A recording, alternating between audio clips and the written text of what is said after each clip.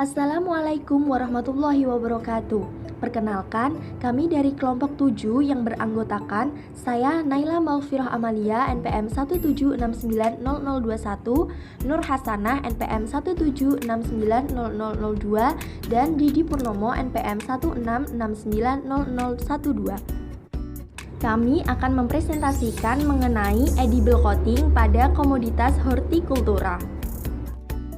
Komoditas hortikultura sangat mudah rusak selama pasca panen yang disebabkan oleh mikroorganisme, serangga, respirasi, dan juga transpirasi yang akan mengakibatkan kerugian yang cukup besar. Faktor kualitas penting dari produk segar yang berkontribusi kepada minat konsumen. Saat kita membeli buah dan sayur, pasti kita akan memilih produk yang masih segar, warna yang cerah, dan kenampakan yang baik. Untuk mempertahankan kualitas selama penyimpanan, distribusi hingga pemasaran, dilakukan penanganan pasca panen, yaitu salah satunya edible coating. Sejarah edible coating. Edible coating telah digunakan selama berabad-abad dalam industri makanan, sehingga bukan lagi merupakan teknik pengawetan yang baru. Misalnya, waxing pada buah dan lapisan selulose dalam selubung daging. Edible coating telah digunakan sejak abad ke-12 di Cina. Tahun 1922, waxing pada buah-buahan ditemukan dan pertama kali diterapkan secara komersial. Baru-baru ini, berbagai jenis edible coating diterapkan untuk mempertahankan umur simpan buah dan sayur seperti jeruk, apel, ceri, mentimun, stroberi, tomat, dan lain-lain. Edible coating didefinisikan sebagai lapisan tipis yang dapat dikonsumsi dan memberikan penghalang terhadap oksigen, mikroorganisme, kelembapan, dan juga nutrisi pada makanan. Edible coating merupakan penghalang semi-permeable yang bertujuan untuk memperpanjang umur simpan dengan mengurangi migrasi, kelembapan, pertukaran gas, laju respirasi oksidatif, dan respirasi pada buah segar. Karakteristik edible coating. Edible coating memberikan tampilan mengkilap pada buah dan sayur, menghasilkan ketebalan lapisan umumnya kurang dari 0,3 mm. Edible coating harus stabil dalam RH tinggi dan tentunya juga harus aman, tidak berasa, tidak berwarna, dan tidak berbau. Sifat-sifat edible coating yaitu sebagai penghalang yang baik terhadap air, kelembapan, oksigen, karbon dioksida, dan gas etilen. Meningkatkan penampilan dan penanganan mekanis untuk mempertahankan warna buah dan sayuran.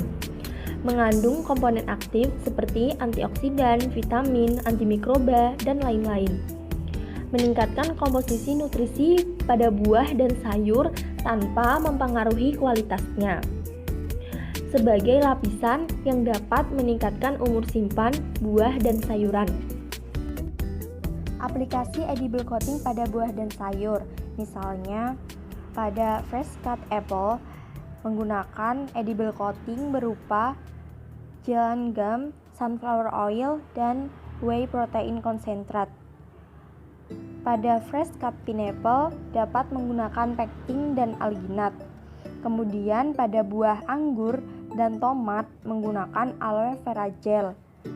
Pada buah apel dapat menggunakan neem oil, guar gum, aloe vera, soybean gum, paraffin wax, jojoba oil, dan karaginan. Pada buah blueberry dapat menggunakan CMC, chitosan, kalsium alginat.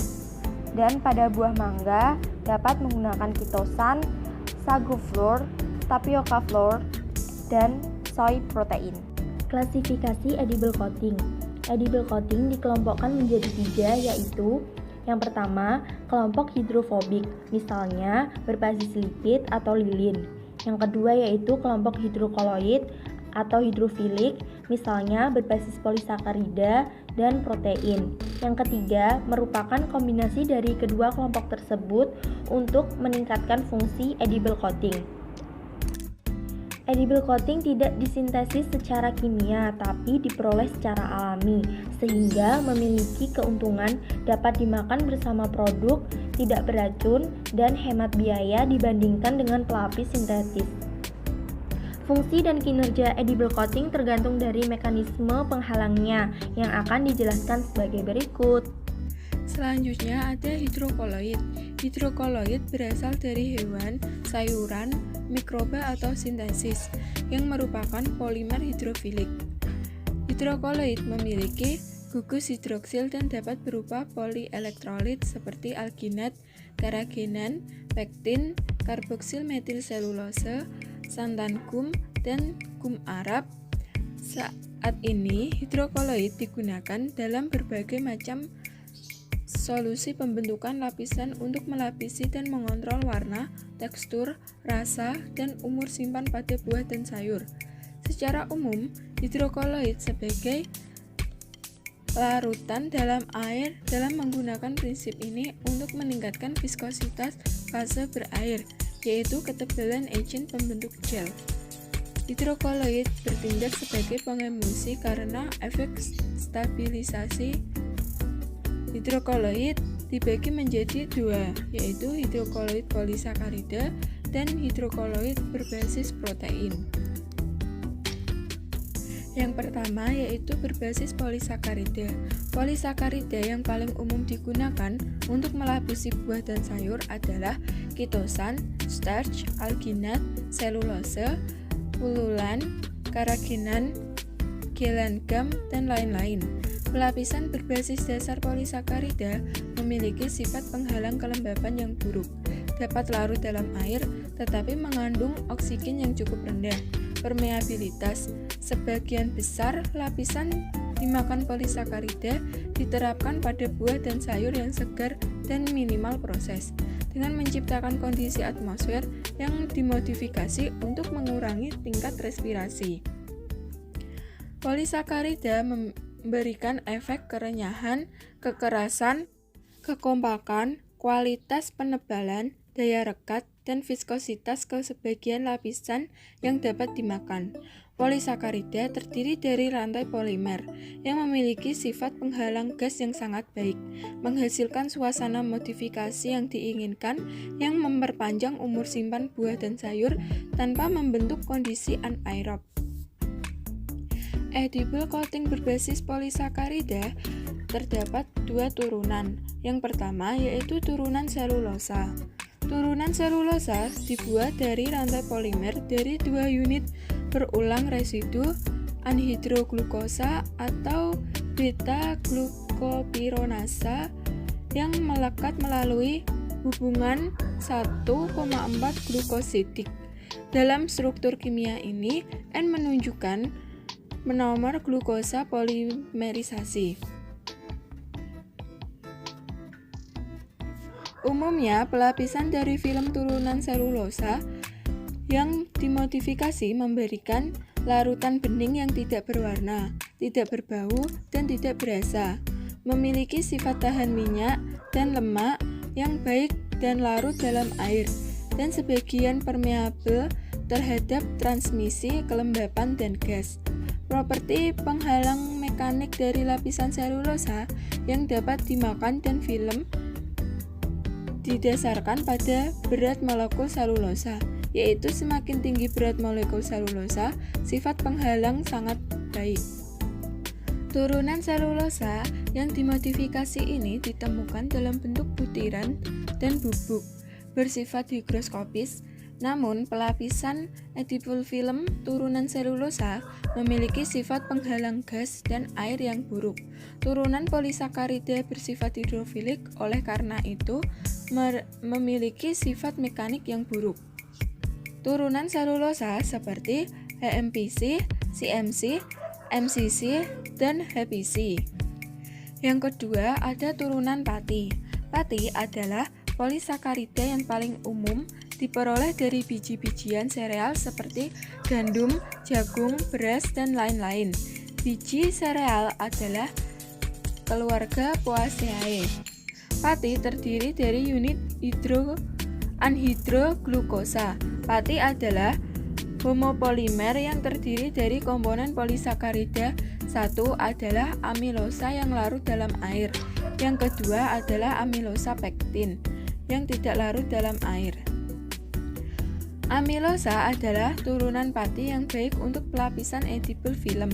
dan pelapisan pati jagung amilosa tinggi atau tepung kentang mengandung stabilitas tinggi selama pengawetan jangka panjang. Rantai ini dipegang dengan bantuan hubungan glukosidik. Turunan pati seperti kitosan, gam, alginat, pektin, karaginan, dan agar. Yang kedua ada hidrokoloid berbasis protein. Edible coating hidrokoloid berbasis protein merupakan lapisan yang dapat dimakan berdasarkan protein berasal dari hewan dan tumbuhan. Sedangkan bahan pelapis yang dapat dimakan protein secara nabati adalah protein susu kasein, protein whey, zein dari jagung, gluten dari gandum, dan protein kedelai. Protein berbasis hewani seperti telur, albumin, kolagen, dan lain-lain. Edible coating berbasis protein mengandung sifat penghalang yang sangat baik untuk aroma, minyak, dan oksigen dan memberikan kekuatan tetapi tidak efektif untuk kelembapan.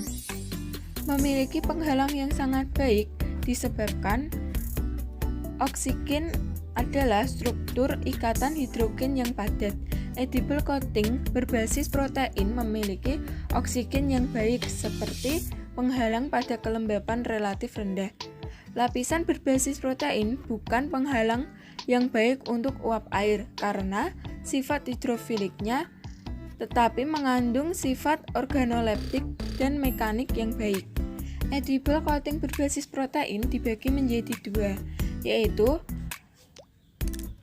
protein hewani dan protein nabati. Selanjutnya yang ketiga ada edible coating berbasis lipid. Edible coating berbasis lipid digunakan dari bertahun-tahun untuk pelestarian buah-buahan dan sayuran, memberikan efek penampilan mengkilap untuk makanan. Bahan pelapis berbasis lipid yang paling umum adalah lilin, lilin lebah, lilin parafin, dan minyak mineral atau nabati. Lipid memiliki kapasitas penghalang air yang baik. Lapisan lilin mengandung sifat penghalang kelembapan yang sangat baik dibanding dengan lapisan berbasis lipid lainnya. Lapisan berbasis minyak, lemak, dan lilin tidak mudah diaplikasikan pada permukaan buah-buahan atau sayuran karena sifatnya yang berminyak dan tebal serta memberikan rasa tengik. Kombinasi lipid dan polisakarida protein digunakan dalam bahan pelapis meningkatkan sifat penghalang. Bahan pelapis berbasis lipid yang paling umum adalah lilin, les, asam lemak, dan alkohol, gliserida asetat, dan bahan berbasis kakao. Selanjutnya, ada edible coating berbasis komposit. Edible film berbasis komposit mengandung kombinasi protein, polisakarida, dan bahan berbasis lipid. Digunakan untuk meningkatkan kekuatan mekanik, kelembaban, sifat penghalang gas, dan lapisan dari edible film yang dapat dimakan. Edible coating berbasis komposit ada dua, yaitu komposit bilayer dan konglomerat. Yang selanjutnya ada metode penggunaan edible coating. Pertama ada dipping atau pencelupan, yang kedua ada brushing, ketiga ada ekstrusi, yang keempat ada spraying atau penyemprotan, yang kelima ada solvent casting. Nah, dari perlakuan kelima ini yang paling banyak digunakan yaitu metode dipping. Dalam metode dipping ini, produk akan dicelupkan ke dalam larutan yang dimana larutan tersebut berisi atau sebagai bahan coating tersebut. Selanjutnya itu ada keuntungan. Ada beberapa keuntungan menggunakan edible coating ini, yaitu pertama meningkatkan retensi asam, warna, rasa, dan gula. Yang kedua mempertahankan kualitas buah dan sayur sama proses penyimpanan. Yang ketiga mengurangi susut bobot dan mempertahankan ketegasan. Keempat mengurangi kegunaan kemasan dan limbah polimer. Yang kelima dapat dikonsumsi bersama dengan buah dan sayur sehingga dapat dikonsumsi secara langsung. Yang keenam itu mengandung gizi yang bermanfaat dari edible coating ini yang pertama itu karena lapisannya sangat tebal sehingga dapat menghambat pertukaran O2. Nah, penghambatan pertukaran O2 ini menyebabkan perubahan rasa yang tidak enak atau tidak diinginkan.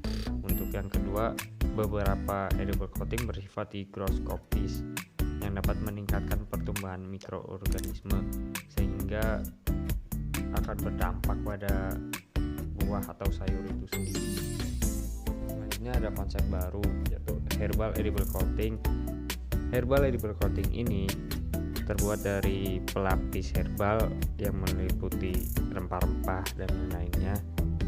Terus bahan yang biasa digunakan itu ada aloe vera gel, neem, terus rosemary, ada minyak kasiri dan lain-lain.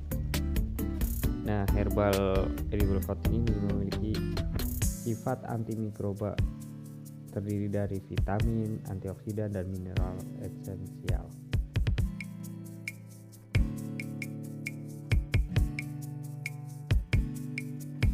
Developed an organic coating that can extend the shelf life of fruit and vegetables. The sprayable coating could also have everyday applications as well.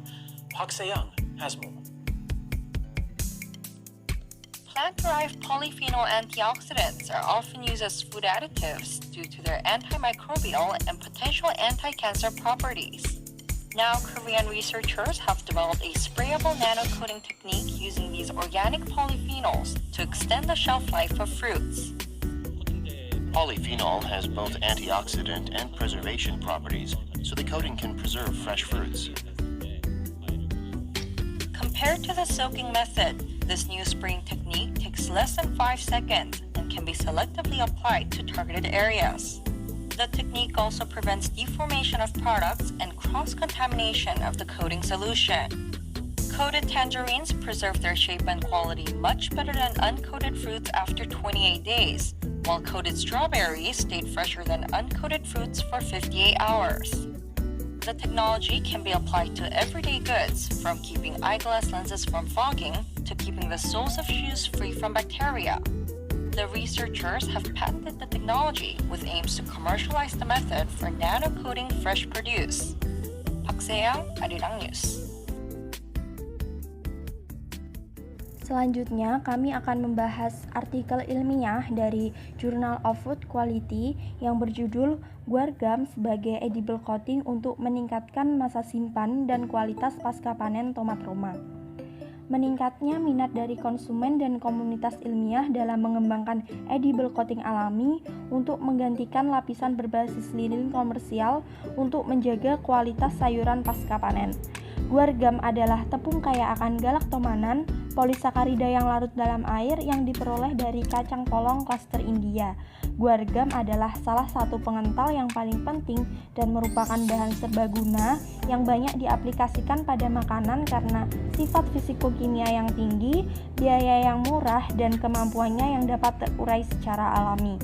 Tujuan dari penelitian ini adalah untuk mengevaluasi potensi guar gum sebagai edible coating untuk memperpanjang umur simpan dan menjaga kualitas tomat. Metode penelitian yang digunakan yaitu yang pertama, persiapan bahan. Buah tomat yang digunakan adalah buah tomat segar yang baru dipanen dari pemasok komersial di Saltillo, Meksiko.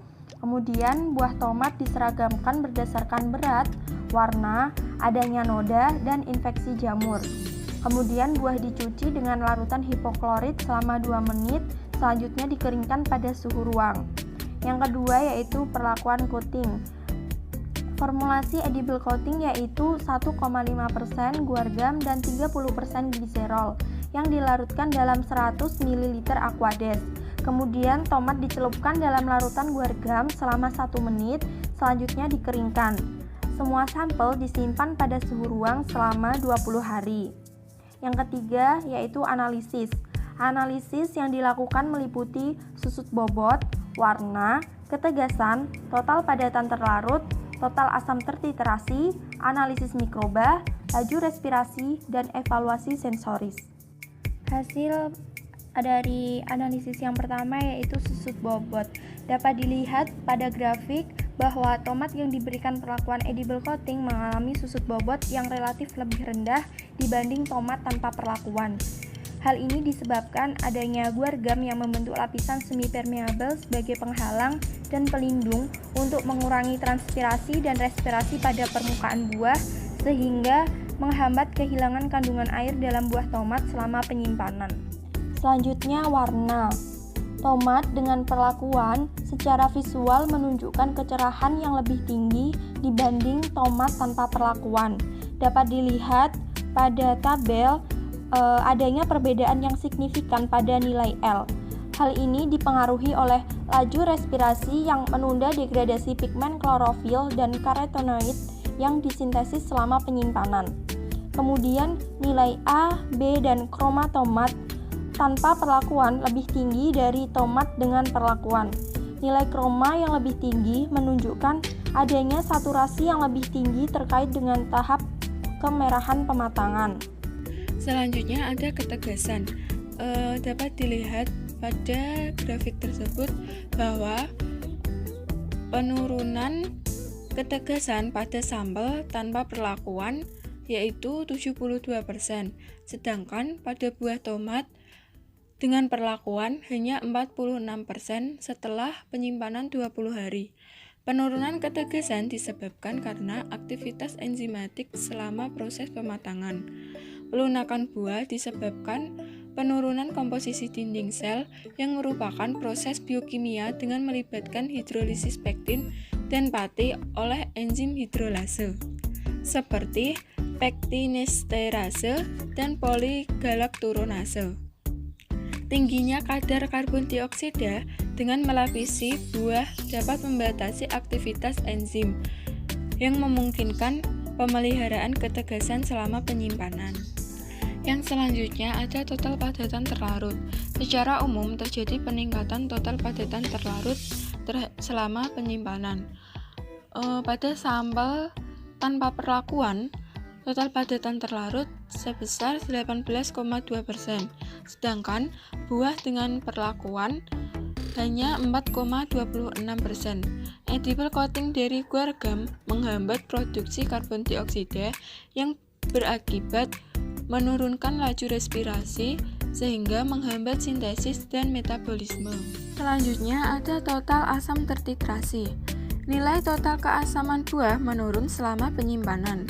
Total asam tertitrasi pada buah tanpa perlakuan lebih tinggi yaitu 0,41% dibanding dengan sampel dengan perlakuan yaitu 0,23%. Setelah tomat dipanen, kandungan asam sitrat tinggi dan akan menurun selama tahap pematangan hingga matang sempurna. Edible coating dari guar gum menghambat sintesis asam sitrat selama pematangan. Dan semakin tinggi total asam sitrat pada buah menunjukkan terjadinya penurunan pematangan pada buah. Keasaman tomat sangat penting untuk rasa buah.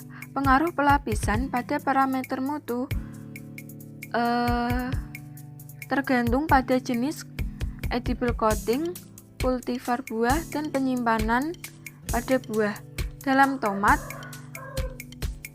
ditemukan nilai lebih besar total asam buah dilapisi dari dalam buah dilapisi dengan edible coating berbasis pati beras. Hal ini disebabkan karena etilen respirasi tingkat yang lebih tinggi dalam buah selama pematangan.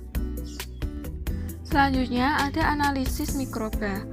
Efek edible coating mengurangi laju perkembangan mikroorganisme yang dapat mempengaruhi kualitas tomat karena edible coating bertindak sebagai penghalang gas dan zat lain atau nutrisi yang dibutuhkan untuk pertumbuhan mikroorganisme. Edible coating juga sebagai penghalang dari kontaminasi mikroorganisme selama penyimpanan. Adapun laju respirasi dari tomat tersebut dapat dilihat dari grafik dalam PowerPoint, yaitu adanya perubahan signifikan pada penampilan, rasa, dan ketegasan. Nah, tomat dengan perlakuan menghasilkan karbon dioksida yang lebih rendah dibandingkan dengan tomat tanpa perlakuan.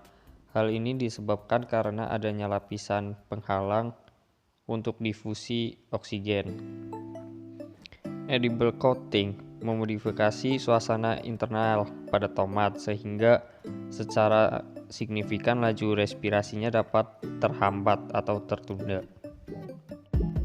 Yang selanjutnya ada evaluasi sensori, yaitu dapat dilihat dalam keempat diagram batang tersebut adanya perubahan yang signifikan pada penampilan, rasa, dan ketegasan. Lapisan guar-gum memberikan pengaruh untuk memperlambat proses pematangan pada tomat, yang mempengaruhi atribut kualitas buah tomat yang dievaluasinya.